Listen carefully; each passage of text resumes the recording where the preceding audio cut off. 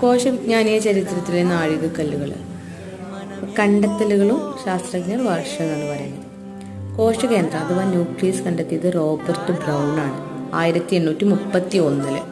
കോശകേന്ദ്രം Robert Brown 1831. സസ്യകോശം MJ Schleiden 1838. സസ്യകോശം MJ Schleiden 1838. ജന്തുകോശം തിയോഡർ ഷ്വാൻ 1839. ജന്തുകോശം തിയോഡർ ഷ്വാന് 1839.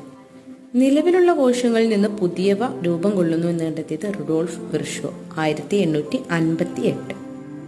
കോശകേന്ദ്രം Robert Brown 1831.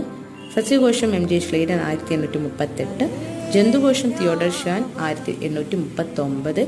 നിലവിലുള്ള കോശങ്ങളിൽ നിന്ന് പുതിയവ രൂപം കൊള്ളുന്നു എന്ന് കണ്ടെത്തിയത് റുഡോൾഫ് വിർഷോ 1858.